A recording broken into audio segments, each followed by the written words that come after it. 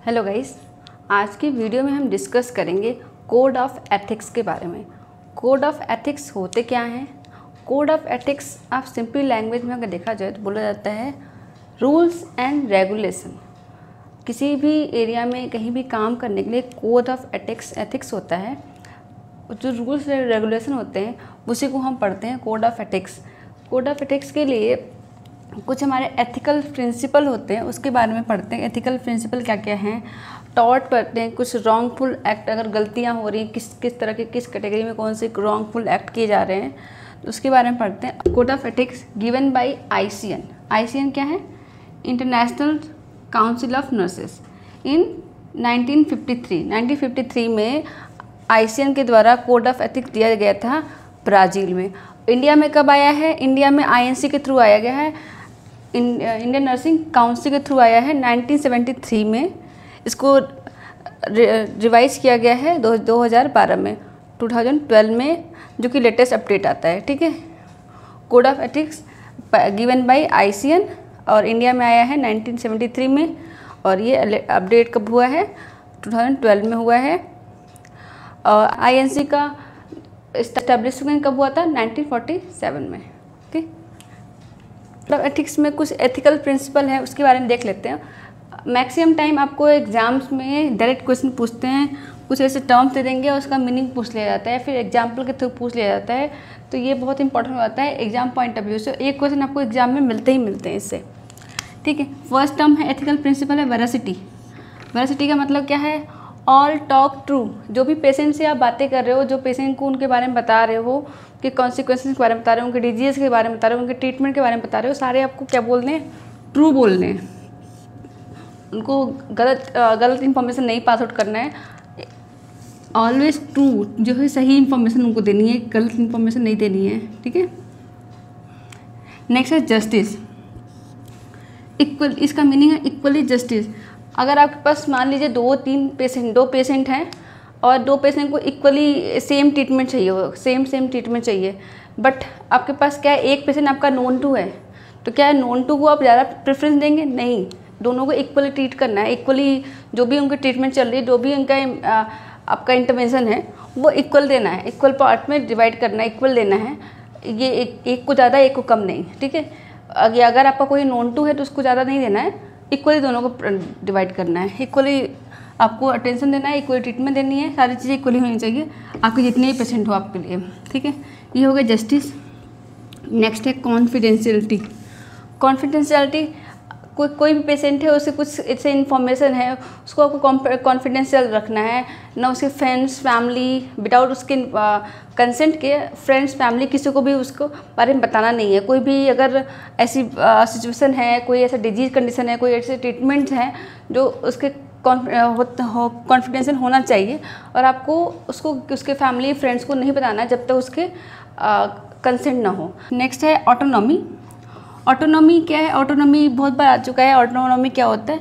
Patient का जो self decision है, किसी भी ट्रीटमेंट को लेके, किसी भी तरह का इंटरवेंशन को लेके, पेशेंट का जो सेम अपना सेल्फ डिसीजन, उसको फॉलो करना है, उसको रिस्पेक्ट करना है। अगर पेशेंट मना कर, डिनाई कर रहा है किसी भी ट्रीटमेंट या प्रोसीजर को लेके, तो उसको रिस्पेक्ट करनी है कि ठीक है, नहीं कराना, कोई बात नहीं, नहीं कराना।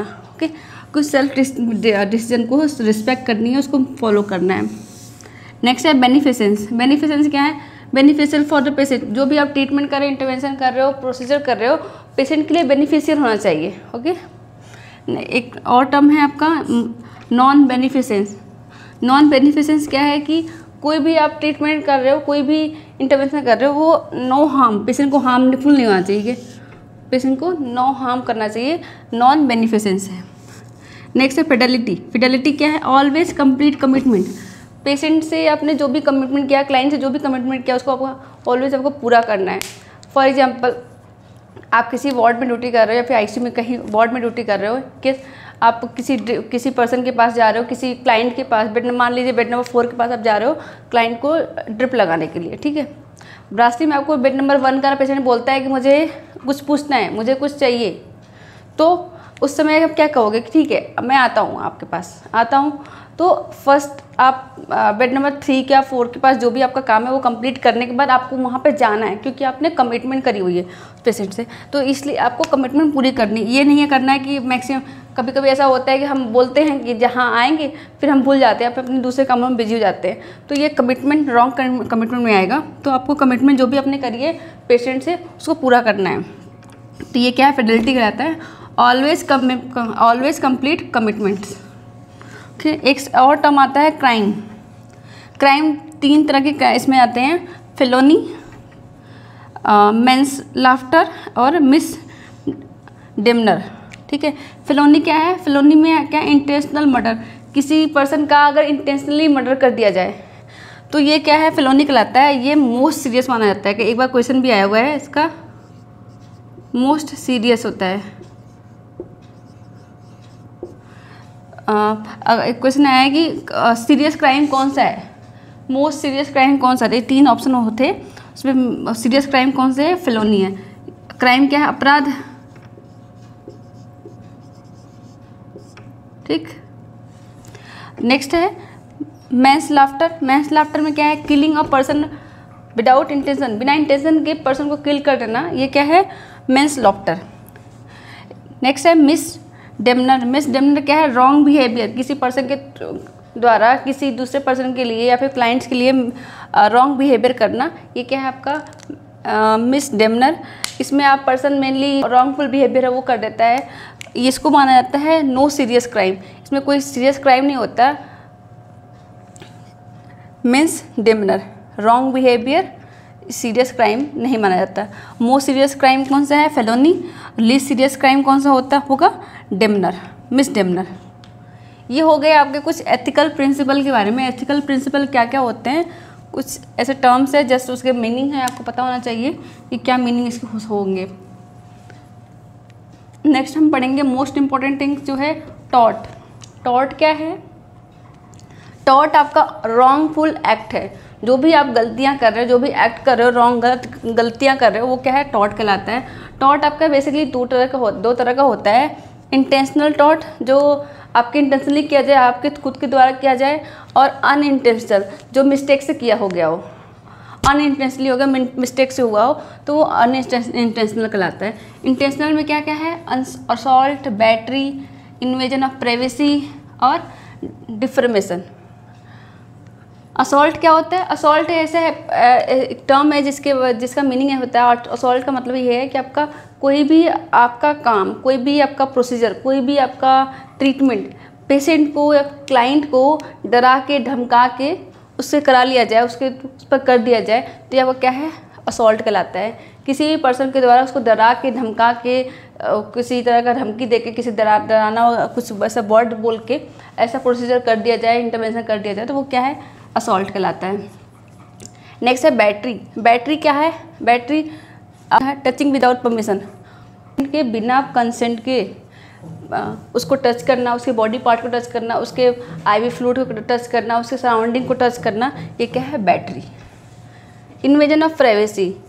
इन्वेजन ऑफ प्राइवेसी है कि विदाउट एनी कंसेंट पर्सन की प्राइवेसी में इंटर कर जाना, उसका जो प्राइवेट चीज़ें हैं, प्राइवेट आपका इन्फॉर्मेशन उसको लीक आउट कर देना, ये क्या है, इन्वेजन ऑफ प्राइवेसी। नेक्स्ट हम पढ़ते हैं डिफर्मेशन। डिफर्मेशन क्या है, पेशेंट के किसी प्राइवेट कॉन्फिडेंशियल बातों को, कॉन्फिडेंशियल इन्फॉर्मेशन को किसी थर्ड पार्टी की तरफ उसको लीक आउट कर देना, उसको बता देना, ये क्या है, डिफर्मेशन है। डिफर्मेशन 2 तरह से हो सकता है, लबाइल एंड सिलेंडर। जो इन्फॉर्मेशन है उसको आपने पिक्चर के थ्रू लीक आउट कर दिया, प्रिंट के फॉर्म में लीक आउट कर दिया या रिटन फॉर्म में लीक आउट कर दिया, ये क्या है, लबाइल में आएगा। किसी पेपर में लिख के, किसी प्रिंट के फॉर्म में, किसी पिक्चर्स के फॉर्म में आपने किसी थर्ड पार्टी को उसका डिलीवर कर दिया, शेयर कर दिया, जिससे कि पर्सन जो है, फर्स्ट जो पर्सन है उसकी रेपुटेशन पे को हार्म पड़ रहा है, उसके मान हानि, उसको रेपुटेशन डाउन हो रहा है, तो ऐसा क्या है, उसको क्या बोलते हैं, डिफर्मेशन बोलते हैं। लिख के, प्रिंट करके या पिक्चर के फॉर्म में अगर दे देते हो, किसी को थर्ड पार्टी को शेयर करते हैं, तो ये क्या है, लबाइल डिफर्मेशन होता है। लबाइल को याद करने का सिंपल तरीका ये है, लबाइल, एल फॉर लबाइल, एल फॉर लिख कर, ठीक, लिख कर अगर कर रहे हैं तो ये लबाइल डिफर्मेशन आएगा। नेक्स्ट है सिलेंडर। सिलेंडर डिफर्मेशन क्या है, किसी के प्राइवेट इन्फॉर्मेशन को, किसी की प्राइवेट इन्फॉर्मेशन को आपने क्या किया, स्पीक बाय द स्पीकिंग, किसी थर्ड पार्टी, किसी थर्ड पर्सन को शेयर कर दिया, जिससे उनका जो है रेपुटेशन हार्म हो रहा है, रेपुटेशन अफेक्ट हो रहा है, तो ये क्या है, डिफॉर्मेशन। कौन सा, सिलेंडर डिफॉर्मेशन। फॉर एग्जांपल, अगर किसी पेशेंट को HIV है, मान लीजिए HbS-Ag पॉजिटिव है, आपसे कोई थर्ड पर्सन आता है, आपसे पूछता है कि बेड नंबर ये पेशेंट है, इसको क्या प्रॉब्लम है, आपने उसको बता दिया, बाय द स्पीकिंग बता दिया, तो क्या है, सिलेंडर है, सिलेंडर डिफॉर्मेशन आएगा। आपने बताया नहीं कि हमें बताना अलाउ नहीं है, हमारे पास लिखा हुआ है चार्ट में, आप देख लीजिए। ये क्या है, रिटन फॉर्म में आपने दिखाया, प्रिंट फॉर्म में दिखाया या पिक्चर के फॉर्म में दिखाया, तो क्या है, लेबाइल डिफॉर्मेशन। ठीक है, ऐसा विदाउट पेशेंट के कंसेंट के हमें कुछ भी पेशेंट का शेयर नहीं करना होता है। ये हो गया आपका इंटेंशनल टॉट। नेक्स्ट हम पढ़ेंगे अनइंटेंशनल टॉट। अनइंटेंशनल टॉट में दो आता है, नेग्लिजेंस और माल प्रैक्टिस। नेग्लिजेंस क्या है, सिंपली इस टर्म का मतलब होता है लापरवाही। आपको आता तो है लेकिन आपने लापरवाही कर दी, आपको वेल ट्रेंड है, वेल स्किल्ड है, लेकिन आपने लापरवाही कर दी, तो क्या है, लापरवाही कर दी है, तो उसको क्या बोलते हैं, नेग्लिजेंस। नेग्लिजेंस में क्या है, लापरवाही करिए लेकिन इसमें क्या है, पेशेंट को हार्म नहीं होता है। मान लीजिए आपको फॉर एग्जांपल अगर बताऊं मैं कि इवनिंग का पेशेंट में वाइटल लेना था, आपने वाइटल नहीं लिया, इवनिंग का वाइटल लेना था लेकिन आपने वाइटल नहीं लिया, नोट डाउन नहीं करा, तो पेशेंट की वाइटल तो वही रहेगी जो उनकी थी, पेशेंट को हार्म नहीं हुआ, लेकिन आपने नेग्लिजेंस कर दिया, आपने नहीं लिया, छोड़ो कल लिया जाएगा या फिर रात में लिया जाएगा, इस तरह से करके नहीं लिया, तो क्या पेशेंट में हार्म नहीं हुआ, लेकिन आपने नेग्लिजेंसी की, आपने लापरवाही करी, अपनी लापरवाही करी और पेशेंट को हार्म नहीं हुआ, तो ये क्या है, नेग्लिजेंसी। नेक्स्ट है नेग्लिजेंसी दो तरह के है, कमीशन और ओमिशन। कमीशन क्या है, आपने को बोला गया था कि आपको सेम फला इंजेक्शन एक जो है, मान लीजिए आपको ट्रामाडोल लगाना था, मान लीजिए आपको ट्रामाडोल लगाना था पेशेंट में, ट्रामाडोल आपने लगाई नहीं, ट्रामाडोल नहीं लगाई, उसकी जगह पे आपने लगा दिया डाइक्लोफिनेक लगा दिया, तो आपको ऑर्डर था ट्रामाडोल का लेकिन आपने लगाई क्या, डाइक्लोफिनेक, तो ये क्या है, कमीशन है, रॉन्गफुल वर्क, आपने गलत काम किया। लगाना था ट्रामाडोल, लगाया आपने डाइक्लोफिनेक, वो सोचा दोनों तो पेन की है, लेकिन नहीं, उसकी एक्शन अलग है, इसकी एक्शन अलग है, तो इसलिए क्या है, ये रॉन्गफुल वर्क हो जाएगा। ओमिशन क्या है, ओमिशन है कि आपको पता था कि ये करना है लेकिन आप भूल गए, आपसे भूल चूक हो गई, जिसको बोलते हैं चूक हो गई, तो ये भूल हो गई, जो आपने किया ही नहीं, जो आपको पता था ये काम करनी है, हमें इस टाइम पे करना है, लेकिन आपने भूल गए, आप भूल गए, आपसे चूक हो गई, तो क्या ये ओमिशन। नेग्लिजेंस दो तरह के हैं, कमीशन एंड ओमिशन। ठीक है, होप आपको समझ में आई होगी। नेक्स्ट है माल प्रैक्टिस।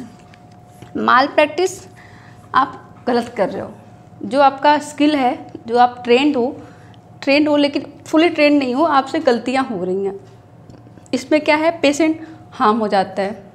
मान लीजिए आप IM इंजेक्शन लगा रहे हो, IM इंजेक्शन लगा रहे हो, तो उसमें इंजेक्शन लगाई, IM लगाइए, IM का प्लेसमेंट सही नहीं लगाया और वहाँ पे पेशेंट की नर्व डैमेज हो गई, तो ऐसे पर्सन में क्या है, पेशेंट को हार्म हुआ, आपसे गलती हुई, साथ में पेशेंट का भी हार्म हुआ, तो ऐसे टर्म्स को बोलते हैं माल प्रैक्टिस। बस ये याद रखिए, आपका जो भी एग्जाम्पल आए, अगर पेशेंट का हार्म हो रहा होगा तो वो माल प्रैक्टिस होगा, अगर पेशेंट को हार्म नहीं हो रहा है, जस्ट आपसे गलतियाँ हुई हैं, तो ये क्या है, नेग्लिजेंसी में आएगा। Hope you understand all this terms. ठीक है, this is all about for code of ethics.